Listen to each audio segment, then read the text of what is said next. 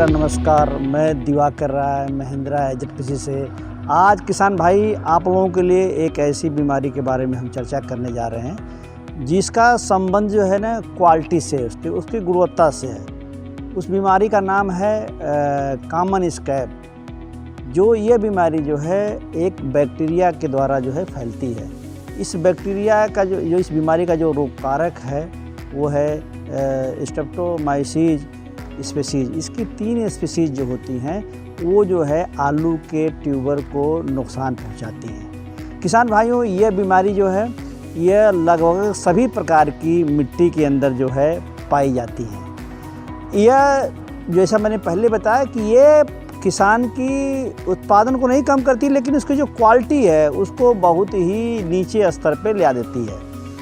तो किसान भाइयों, इस बीमारी को कैसे आप पहचानेंगे? तो पहचानने के लिए बता दूं कि आलू के जो ऊपरी त्वचा होती है उसके ऊपर जो है ना ये काफ़ी जो है उसकी त्वचा के ऊपर जो है खुरदरापन हो जाता है। अगर आप देखेंगे उस खुरदरापन का आकार, तो खुरदरापन अनियमित आकार का होता है।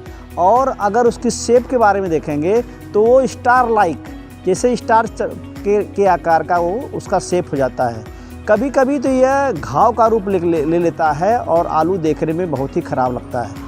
अगर इसकी जो गड्ढे हैं, जो खुरदरापन है, उसके डायमीटर की बात करें तो ये 0.5 सेंटीमीटर से लेके 1.5 सेंटीमीटर तक जो है ये इसका डायमीटर होता है। और ये बीमारी जो है अगर आप इसके रंग को देखेंगे, जब इसके ऊपरी त्वचा पे इसका रंग आता है तो रंग जो है इसका जो है वो जो है ब्राउन, लाइट ब्राउन से लेके डार्क ब्राउन तक हो जाता है। किसान भाइयों, ये बीमारी जो है कब अटैक करती है उसका जानना बहुत ज़रूरी है, क्योंकि इसके कंट्रोल से वो सीधा संबंध है। यह बीमारी उस समय अटैक करती है जब ट्यूबर का बनना शुरू होता है, यानी जर्मिनेशन के बाद जब स्टोलन फार्मेशन होता है, स्टोलन फार्मेशन के बाद हुक फार्मेशन होता है, और हुक फार्मेशन के बाद जब ट्यूबर बनना होता है उसी समय जो है यह बीमारी जो है अटैक करती है। जब आलू बनता है तो उसी समय जो है लेंटिसेल इसके जो है बनने शुरू हो जाते हैं, और जो यह बैक्टीरिया है उसके लेंटिसेल के थ्रू जो है आलू के अंदर घुस जाता है। तो आपको उसी समय इसका जो है कंट्रोल करना है। तो मैं अब सीधे उपाय की तरफ चलता हूँ कि उपाय कैसे करें आप। तो आपको बताया मैं कि यह थ्रू लेंटिसेल ही इन्फेक्शन करता है। तो उसका सबसे आसान तरीका यह है कि आप जब आलू का ट्यूबर फार्मेशन हो उस समय सॉइल के अंदर उपयुक्त नमी होनी चाहिए। अगर उस समय आप सॉइल की उपयुक्त नमी देते हैं तो आप जानते हैं कि हर बीमारी को फैलने के लिए एक टेम्परेचर का होना बहुत ज़रूरी होता है, और इस बीमारी को फैलने के लिए जो टेम्परेचर है वो 20 से 22 डिग्री है। तो अगर आप इरिगेशन देते हैं तो सॉइल का टेम्परेचर नीचे आ जाता है और यह जो बैक्टीरिया है इन्फेक्ट नहीं कर पाता। तो पहला तो यह है कि जब आपका जो है आलू बनना शुरू हो आप ध्यान रखें।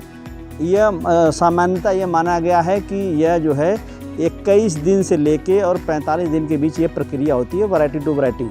अगर वो उस समय आप ज़मीन के अंदर जो है मॉइस्चर बनाओ। दूसरा, आप ऐसी वैरायटी का यूज करें, ऐसे वैरायटी को उपयोग में लाएँ जिसकी लड़ने से क्षमता ज़्यादा है। जैसे महिंद्रा के पास है, महिंद्रा एजेडपीसी ने एक ऐसी वैरायटी लॉन्च की है जिसका नाम कोलंबा है, जो कॉमन स्कैब से लड़ने की क्षमता सबसे ज़्यादा पाई गई है।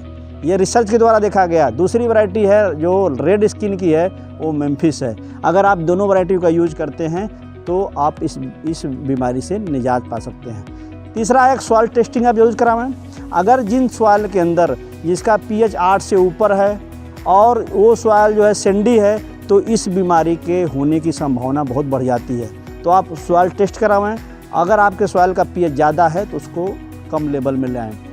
चौथी बात मैं बोलूँ अगर आपको कि आप इसके लिए जो है इस बीमारी को कंट्रोल करने के लिए जो है जो फर्टिलाइज़र इसके pH को बढ़ाती है उन फर्टिलाइज़र का उपयोग ना करें, यानी सही मामले में करें। तो आप सॉइल टेस्ट की रिपोर्ट के हिसाब से जो है वो फर्टिलाइज़र का उपयोग करें। और लास्ट में मैं ये बोलूँगा कि आपको सबसे आसान तरीका है कि जब ट्यूबर फार्मेशन हो और आपका ट्यूबर फार्मेशन से लेके और जब तक ट्यूबर बन न जाए उस समय आपको लाइट इरिगेशन करते रहना चाहिए। अगर ये करते हैं आप तो मैं आपको दावा के साथ कहता हूँ कि आपकी जो है इस बीमारी से आपको बचाव मिल सकता है। अगर आपको ये वीडियो अच्छा लगता है देखने में अच्छा लगता है, सुनने में अच्छा लगता है। अगर आप इसे कंट्रोल पाते हैं तो ज़्यादा से ज़्यादा लाइक करिए, शेयर करिए। Thank you.